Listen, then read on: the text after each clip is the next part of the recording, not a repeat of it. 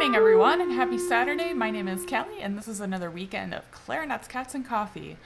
So if this is your first time visiting my channel, I actually started making videos back in 2014, but 1 year ago I started posting on a weekly basis, and I started this series called Clarinets, Cats, and Coffee, where I give viewers a few tips on a concept or a piece of music or some repertoire, and then I play it for you guys, and then usually I have a PDF to go along with the videos. And so even though things are opening back up, I have had so much fun doing Clarinets, Cats, and Coffee that I'm going to keep doing it until I don't have time to do it anymore. So it's been a pleasure. And that being said, I want to thank my patrons for supporting me over the past year, and for the new patrons that have come aboard, and some of you guys have also jumped on board with the annual membership, which is really exciting because I plan to do this long term, so I'm going to be around for a while. So I really appreciate everything that you guys have done and supported me with and everything like that in the past year. So if any of you guys want to become a patron and support my channel, if you appreciate the things that I'm doing, go ahead and check out the link below. You can become a patron for as little as $3 a month, or if you're super excited about this, you could jump on board for an entire year. So thank you all for your support. And this video today is actually going to go back to kind of the original concept of Clarinets, Cats, and Coffee, which is another exercise. So last week we did some pinky exercises. Today we're going to do some exercises, 10 exercises taken from the close method, just practicing going over the break. The few tips that I'm going to share with you are some things that I try to keep in mind while I'm playing through these exercises to try to mentally kind of get in the zone and stay focused. So the first thing is I try to make sure I'm always breathing big, a nice, big, deep, relaxed breath. And you got to remember that it's not just the breathing in part that's important, it's the exhale that's important as well. And so you want to take a nice deep breath, but you want to relax your air out. And if you're holding back your air, clenching or closing off your throat, you're not going to get enough air going out your reed. So I'd like to encourage you guys to think about that whenever you're playing through these. Just try to see if you can completely relax your air and make sure it's moving forward whenever you play these. Now, the second part is I try to make sure my embouchure is sometimes a little bit out of control. So I try to do simple exercises like this to get my brain and my face and body and everything working together and functioning properly. So my embouchure, I focus on keeping the chin flat, the corners in. So if you're blowing all of this air at the reed, it's all gonna go all over the place and be like kind of wild and crazy if the embouchure isn't tight. Now, that being said, this brings me to my next point. We want to have a nice firm embouchure, but we don't want to pinch the reed or bite or close things off. That's gonna give us that weird like bump sometimes when we go over the break.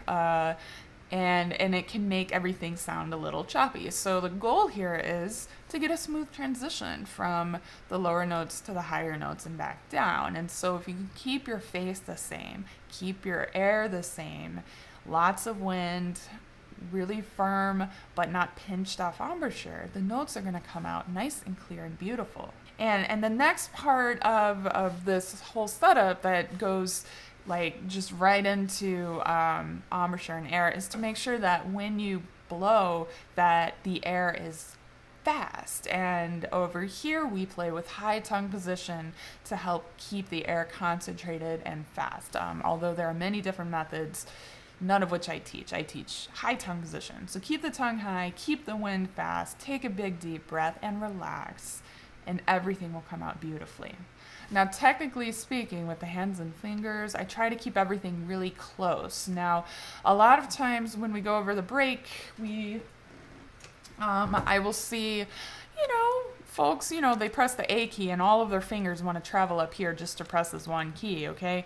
So I try to keep my fingers stretched out and just hovering above the keys that they belong to. Or if I'm playing throat tones, I will do some combination of resonance fingerings, which helps keep my fingers anchored to the keys as well. So try to think about that when you're using these keys up here. Try not to bunch up your hands and fingers with tension. Try to keep them kind of stretched out. Either do some resonance fingerings or just gently hanging around, hovering over the keys. Now, another thing that happens is the pinkies. A lot of times we have no freaking clue what our pinkies are doing. So when you're doing these exercises, try to keep your pinkies hovering above the pinky keys or keep them stretched out. That's going to make it a lot easier to press things down, right?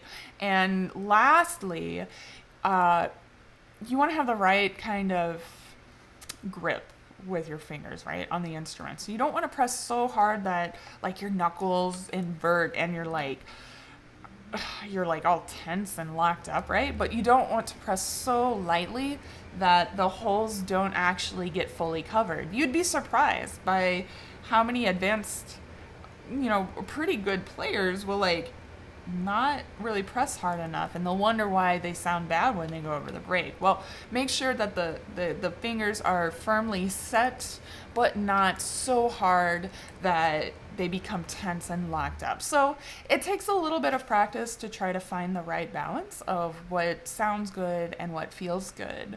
But short little exercises like this can really help achieve that. Now, I'm going to play through these. I try to stay more or less around quarter note equals 60. You're welcome to play along with me. There is one measure of 6-tuplets, and I just turn those into triplets instead, so as not to go like crazy wildly fast. So if you want to play along with me and jump right in, I play each measure 2 times through. If it's too fast, you know, take a moment, learn the fingerings a little bit, and then click play to play along with me. Or you can just slow down my recording to whatever speed is comfortable for you to play along with. And so that's all I have, guys. I'm going to go ahead and play this for you. I hope you enjoy playing along with me. And yeah, let's have some fun.